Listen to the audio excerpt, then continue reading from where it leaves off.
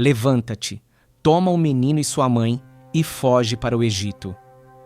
Esse é o aviso do anjo a José, registrado no Evangelho de Mateus. E com essa mensagem começa uma fuga, mas também começa um silêncio. A Bíblia nos conta que Jesus, ainda criança, foi levado ao Egito por Maria e José. Estavam fugindo da ordem de Herodes, matar todos os recém-nascidos. Esse trecho é conhecido.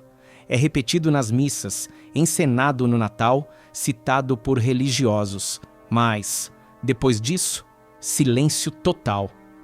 Durante quase 30 anos, os evangelhos canônicos não dizem absolutamente nada. Nada sobre sua infância. Nada sobre sua adolescência. Nada sobre sua juventude. Jesus reaparece apenas aos 30 anos, à beira do Rio Jordão, sendo batizado por João Batista. E a pergunta que ecoa até hoje é simples. O que aconteceu entre a fuga para o Egito e esse retorno? Esse silêncio não é comum. Não é um erro. Não é um esquecimento. Ao contrário, esse silêncio é intencional. Na tradição esotérica, o que não é dito, o que está oculto, é o que guarda os maiores segredos. E quando olhamos para esse vazio nos textos sagrados, começamos a entender. O tempo perdido é, na verdade, um tempo sagrado. O tempo em que Jesus foi preparado em silêncio. O tempo em que o Cristo foi cultivado dentro do homem. Agora imagine comigo. Você tem um ser com uma consciência elevada desde o nascimento. Um espírito preparado para ancorar uma nova era. E ele é levado, em seus primeiros anos de vida, justamente para o Egito, o maior centro iniciático do mundo antigo. O Egito, nessa época, não era apenas um território. Era um campo vibracional. Era uma terra onde os mistérios da alma eram estudados há milênios. Lá se ensinava sobre o Duat, o mundo dos mortos. Sobre o Ka, o corpo espiritual. Sobre os nomes sagrados de Deus, que não são palavras, mas frequências. A tradição egípcia formou iniciados como Moisés, que cresceu nos templos do Nilo. Pitágoras, que também teria estudado com sacerdotes egípcios, e outros tantos mestres do mundo antigo, e agora, ali, entre aqueles muros de pedra e câmaras de silêncio, estava Jesus, crescendo, ouvindo, observando, sendo moldado por uma sabedoria que o mundo ocidental esqueceria por séculos. Mas por que os evangelhos não registram isso? Porque os evangelhos oficiais foram escolhidos a dedo. Séculos depois, nos concílios da igreja, textos foram aceitos ou rejeitados com base no que favorecia o poder, não a verdade. Muitos evangelhos foram descartados, outros modificados. E o que temos hoje é uma versão, poderosa sim, mas incompleta. Os evangelhos apócrifos, os textos gnósticos e os registros da tradição esotérica revelam outra narrativa. Nessa versão, Jesus não apenas esteve no Egito. Ele aprendeu no Egito, foi iniciado ali, passou por rituais de transformação, meditação profunda, práticas de silêncio absoluto. Há relatos simbólicos de Jesus dando vida a bonecos de barro. Não como truques, mas como símbolos do dom da manifestação. Há histórias dele curando com o seu olhar, tocando vibrações invisíveis com palavras sagradas. Tudo isso são parábolas, são formas cifradas de contar que ele despertou dons espirituais muito antes de começar sua vida pública. E tudo isso cresceu em silêncio, porque o verdadeiro crescimento não faz barulho. O bambu chinês leva anos crescendo para baixo, formando raízes invisíveis antes de romper o solo. Assim, também foi com Jesus. 30 anos de silêncio, 30 anos de preparo, 30 anos longe dos olhos do mundo, mas cada dia mais próximo do Pai. Quando Jesus reaparece, aos 30, ele já está pronto. Não apenas com palavras bonitas, mas com uma força interior que move multidões. Ele fala como quem lembra, como quem já viveu, como quem já atravessou as sombras internas e retornou com a luz. Essa é a essência de um verdadeiro iniciado. Portanto, quando você se deparar com o silêncio da Bíblia, não pense que é um vazio. Pense que é um véu.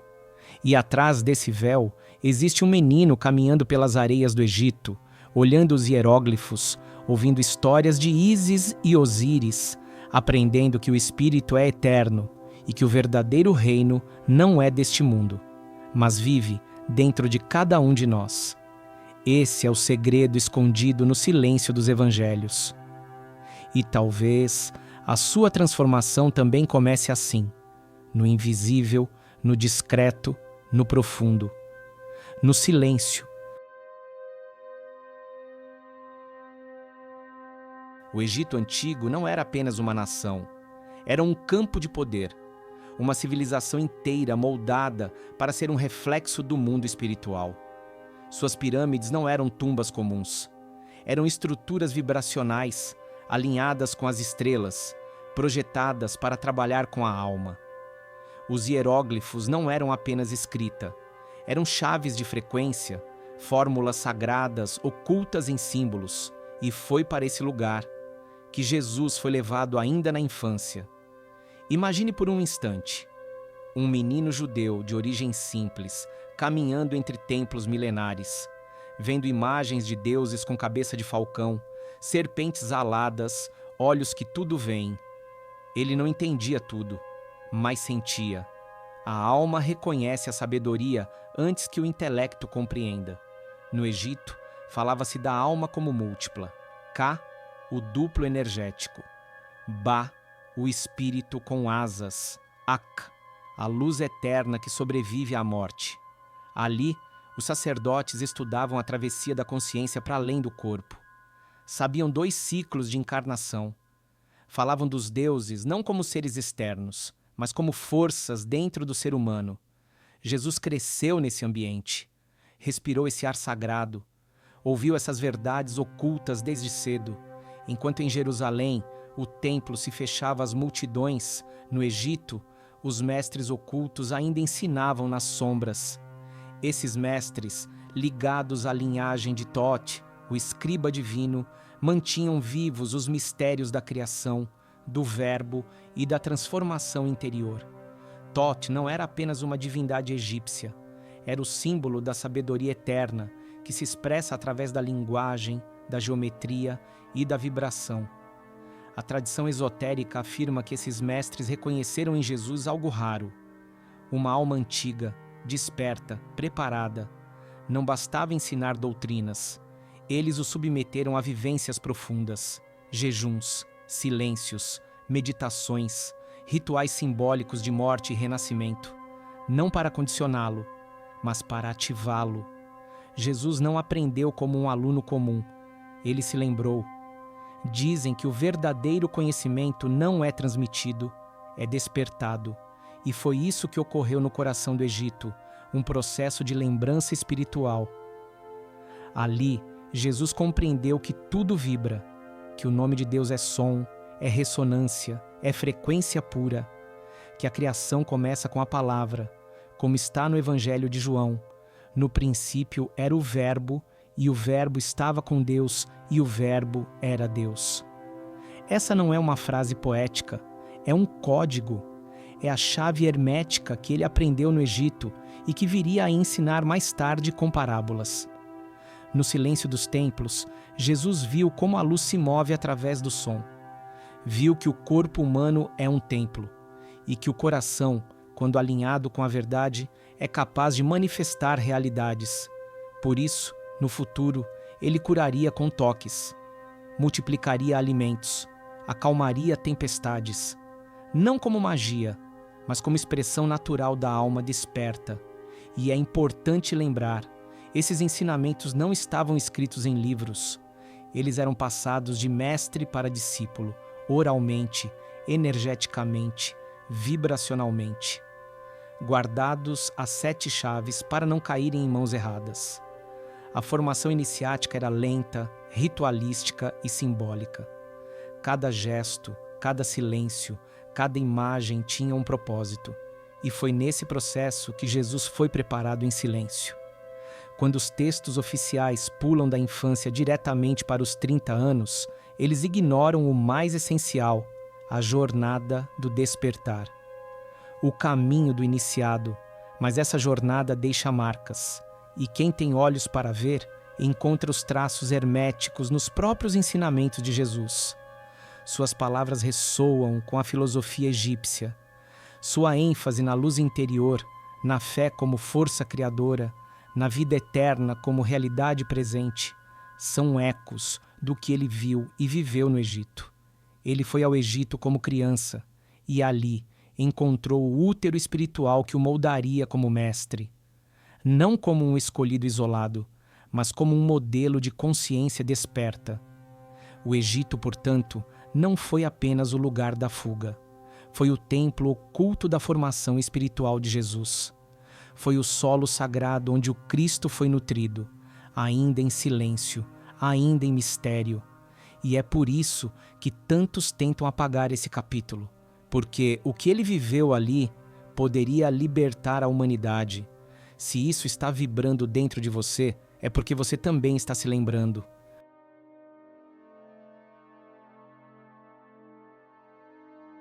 Há segredos que não se contam em voz alta, segredos que se guardam em pedra, escritos não em palavras, mas em símbolos, silêncio e sacrifício interior. As tradições esotéricas mais antigas, mantidas vivas por ordens ocultas, manuscritos apócrifos e linhagens iniciáticas, afirmam: Jesus passou por um ritual de morte e renascimento em uma câmara secreta sob a terra do Egito. Um rito reservado apenas àqueles preparados para morrer, sem morrer. Essa câmara subterrânea estaria localizada nas profundezas da Grande Pirâmide de Gizé, ou em uma das inúmeras salas secretas de antigos templos egípcios, ocultos ao olhar moderno. Ela não era uma prisão, era um útero espiritual, um local onde o iniciado era conduzido para enfrentar a si mesmo, sem distrações, sem barulhos, sem luz. Apenas ele, o vazio e Deus. Jesus, ainda jovem, foi guiado até esse espaço. Ali, os mestres o deixaram por 3 dias inteiros, sem alimento, sem água, sem qualquer contato humano. 3 dias no escuro total.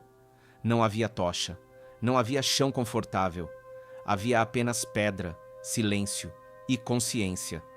Esse ritual não era simbólico, ele era brutal, mas profundamente libertador.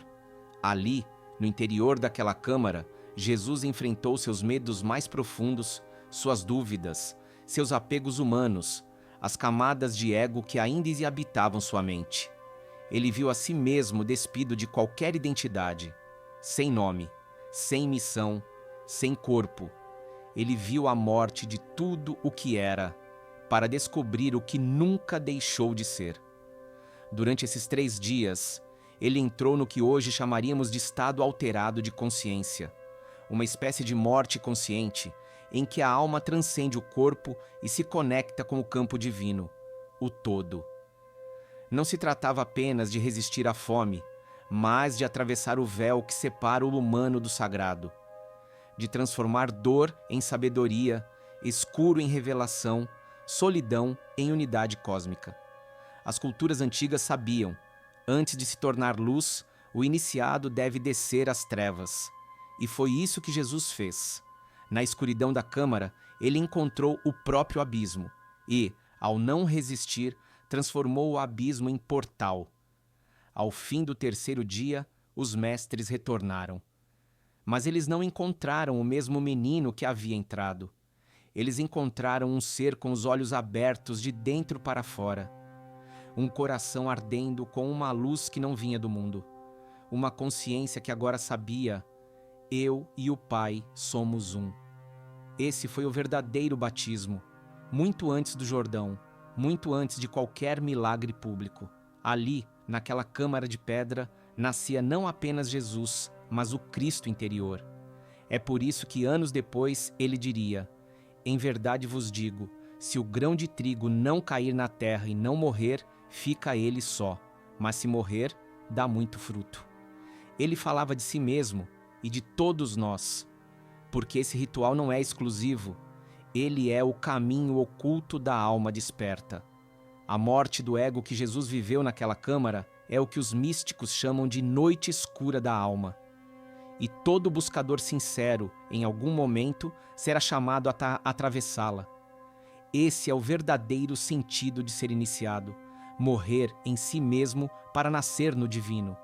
E essa passagem acontece sempre em silêncio, sempre no escuro, sempre longe dos olhos do mundo. Ninguém vê, mas quem passa por ela nunca mais é o mesmo. Jesus saiu da câmara como um novo ser, não apenas com conhecimento, mas com vivência direta do absoluto. Sua missão não foi entregue por um anjo visível. Ela foi sentida no mais profundo da alma, em silêncio, em trevas, em verdade. Por isso, seus ensinamentos futuros não foram dogmas. Foram reflexos daquilo que ele viveu e superou dentro de si. Quando ele curava, era esta vibração do Cristo interior se manifestando. Quando ele ensinava, era a sabedoria da câmara de pedra ecoando em palavras simples. Esse é o segredo que muitos temem que seja revelado, que o Cristo não é exclusividade de um homem, mas uma frequência de consciência que todos podemos acessar, se estivermos dispostos a descer ao nosso próprio templo interior. Você já ouviu o chamado? Se isso tocou sua alma, lembre-se, o caminho do despertar começa com a coragem de olhar para dentro. Curta este vídeo, inscreva-se no canal O Alquimista e compartilhe com quem também busca a luz escondida nas sombras. A iniciação está em andamento.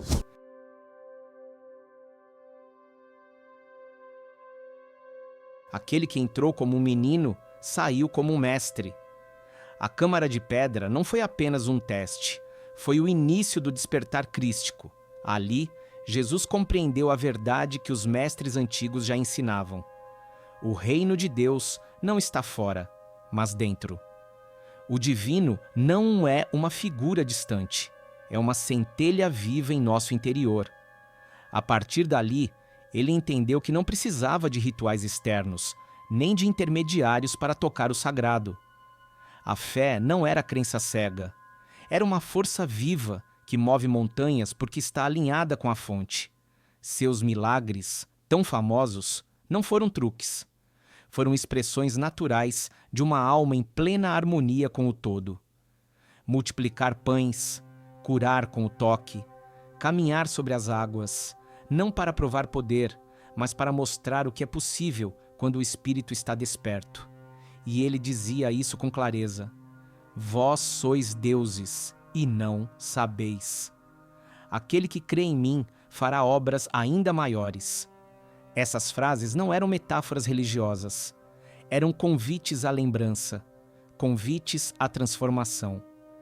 Jesus não veio para ser adorado, ele veio para nos lembrar do que também somos capazes. O Egito foi mais do que um refúgio, foi o ventre espiritual onde o Cristo foi gestado.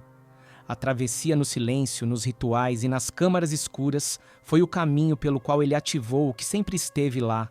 E talvez, agora, seja a sua vez. Descer à sua própria câmara interior, encarar suas sombras, suas dores, seus limites e então emergir, com a luz viva dentro de si. A jornada do Cristo é a jornada da alma humana, e o verdadeiro milagre é você se lembrar de quem é. Se isso tocou sua alma, apoie o canal para continuarmos de fazer mais desse tipo de conteúdo. Curta esse vídeo, inscreva-se no canal O Alquimista e compartilhe com quem também busca o despertar. A jornada está apenas começando e a luz já está dentro de você.